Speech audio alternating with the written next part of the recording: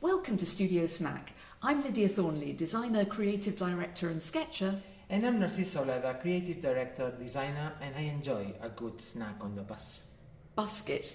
Is that even a word? Well, it wasn't, but I was doing some sketch engagement, and because biscuit is one of those words that's weirdly difficult to remember how to spell, a guy accidentally wrote buscuit, and we decided that it should not just be a word, but a thing. Exactly. Biscuits would be served on buses. My artist friend Angie suggested a cinema usherette's tray, one of those kind of 1950s, 60s things. And then we decided that summer being all about travel, well, it is for people who get summer off, this should be the month about snacks on the move. So, Narcis, what do you think about when you think about food on transport? Well, the first thing that pops in my head is the smell on the transport, like that kebab at late night tube. Horrible. Or someone eating cheesy crisps next to you on the bus. And I wonder if smelly food should actually be banned on the public transport. In fact, the durian fruit is forbidden in most transports in Asia because it's really, really, really smelly. It smells very, very rank. Even though some people say it's the tastiest fruit, I've tried it. I didn't rate it much, and yes, it smells rank. What about you, Lydia?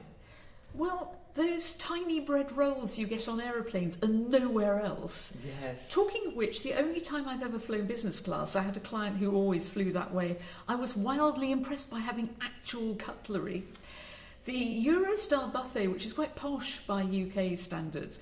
Oh, and on the sleeper to the Scottish Highlands, I couldn't sleep. I'd love to know how anyone actually does. And I wandered to the buffet, which was full of priests getting genially plastered on red wine. As you do. And I wonder sometimes if snacks on trains, because I travel a lot by train, turn into a territorial thing. When I sketch on journeys, I'm always fascinated by how differently people take up space. I'm smelling some nerdery here. Of course. The British Rail Sandwich, 1948 to 1994, according to Wikipedia. This might seem irrelevant, because as we're talking about buses, but with the government considering renationalising the railways, I'm wondering if the sandwich might also be renationalised. They were famously terrible at the time, when British food was famous only for being bland. And on Indian railways, in standard class, I'm told that there are vullas who go through the carriages selling their wares with other slightly posher food in first class. Okay.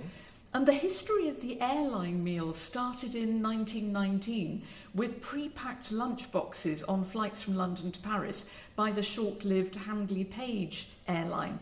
And then as travel expanded, food was a way for airlines to distinguish themselves. Some had afternoon tea, silver service, and even, get this, cigarettes before and after meals. It was a different world. Oh my God. It all fell apart a bit as economy travel came in, and that started the Great Sandwich War of 1958. As some airlines went for basics, others went for the full gourmet butty, and a row broke out over the definition of a sandwich. Allergies have reshaped airline food too. We all used to smile at opening packs of nuts labelled "Beware contains nuts," but it's a serious thing now with big headline stories and new laws protecting people with severe allergies. Most airlines have pulled peanuts, but policies on other nuts seem to vary.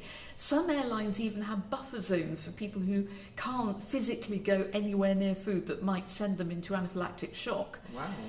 And economy has become another factor in menus being adjusted over time. There are huge savings in removing a snack or even one ingredient. But this being about buscuits, let's talk about buses. Jefferson Lines in the US publishes a guide to the best snacks to pack for a long-distance journey, which I half read, came to goldfish and thought, no, surely people aren't eating goldfish, but mercifully not. It's the name of a salty snack in the US. Greyhound buses recommend stocking up on snacks, but that some of their stops will have places to buy food. But that made me think, I wonder how many people get carried away and see their bus heading off into the night. And Flixbus goes a step further with a YouTube video, part of recommendations for frugal travel on what you might bring with you. National Express is a bit sniffy about eating, literally. It's not keen on bus cuisine. and First Bus prefers you not to eat or drink at all. Narcis, you had some Japanese transport etiquette, didn't you? Yes, because in Japan it's not acceptable to eat in the public transport. You're not even supposed to be eating and walking at the same time, which is quite interesting. However, when you take the bullet train, the Shinkansen, it's another story, because there's all this subculture and websites and recommendations and what is the best bento box that you can take on the bullet train. So then you are allowed to eat it. And then here, when you buy your snack before getting on transport, there's the fiendish sandwich wrapper. How do you get into it? They're all different. Yes, and there is a lot of it. In fact, in 2021, it was thought that 2.5 million metric tons of packaging waste was generated just in the UK. So how should we make the food wrapping more sustainable? Because to avoid the soggy paper, you need some sort of plastic or wax, and if you use wax, then it stops becoming vegan, and recycling is not a very good solution either. And you can't recycle it anyway if it has food residue. Yeah, that's a good point actually. So maybe we should create repurposable or compostable packaging. Or I'm thinking seed paper, because a lot of times the wrappers end up on the floor. Yeah. So it'd be nice that if you're in the forest, then it kind of produce something. That would be so nice. And home compostable too. I've noticed that a lot of compostable things have small print that they can only be composted at big facilities. Perhaps this takes us back to early workers' food, which had its own casing for a filling, pasties, pies.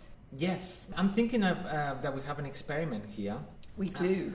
I tried to imagine the packaging of a sandwich, and I kind of mocked up some designs. But what I've done is trying to find ways to create that packaging. I'm thinking that compostable paper or seed paper would be quite nice. I actually quite like this idea because of the packaging always end up in the floor.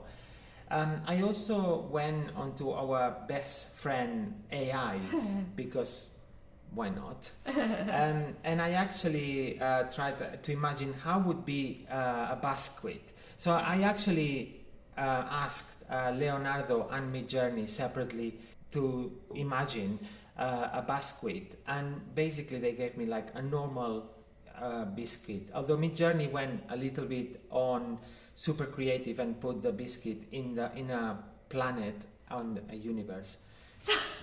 Why not? That is bizarre. And then the other thing I did was asking them to imagine a biscuit in a shape of a London bus, and I specifically said flat and no icing. Both of the AI gave me a little bit of icing. Leonardo actually went 3D full icing and put the bus in London as well. That is, it really is the worst assistant in the world, isn't it? What did you do?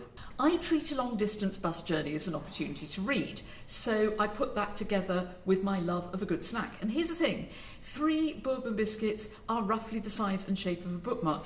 I explained this to Narcis when we had our podcast planning episode, and it made him cry with laughter because only I would think about this. It did. So I designed a paper bourbon biscuit pack for use as a bookmark after eating. It's got perforations at both ends. Possible design fault: crumbs, solution, thorough biscuit eating. But while I was mocking that up, I was really busy and considering that weird logistical rule in freelancing that, like buses, you have nothing on for ages and then 3 projects come along at once. Yes. So I made photo montage buscuits of project congestion with 3 bourbon biscuits, a roll of tape, and the colour of your studio wall. I really love it. And then I made a double-decker buscuit, just because. It's amazing. So what have we learnt for our creative practice? The first thing I was thinking was that usually you try to solve a problem and create a new one. For example, I was trying to think how to change the packaging of the sandwich by reducing some of the elements, but then what happens is that either the paper would get soggy, or then the packaging becomes a little bit more complex, because if you're using wax, for example, then it becomes non-vegan. And even in our neighbourhood, there's Notpla making food packaging materials. Yes, exactly. Out of other resources. So so I think there's always other resources that we can use as a materials, but you always have to think what problem you're creating as well to resolve. But sometimes it needs that giant leap, because what people tend to do is tweak what they've already got, because they know how to make that, I guess, also because they've got the tooling to make it. So it's a big investment if you're going to change something radically. Yes. My experiment has been a reminder that we often have one idea while working on another. When commissioning, I always try to make room for that. Before digital photography, when I was commissioning photographers, I used to call it the end of roll shots. It's the pictures that the photographer does when they're just doing their own thing at the end of the shoot. And if my client was up for ideas as well, we would often end up using those, because they would give us what we actually needed for the communications, and that's not always what you've asked for. Yeah, sometimes leftovers or second thoughts bring actually better ideas as well, because they've been fed with the main idea. Exactly, but you need everybody in that design process to have a similarly open mind. Yeah. Buscuit? We're not on a bus. Bus stop? Yes. Join us next month for another studio snack. See ya.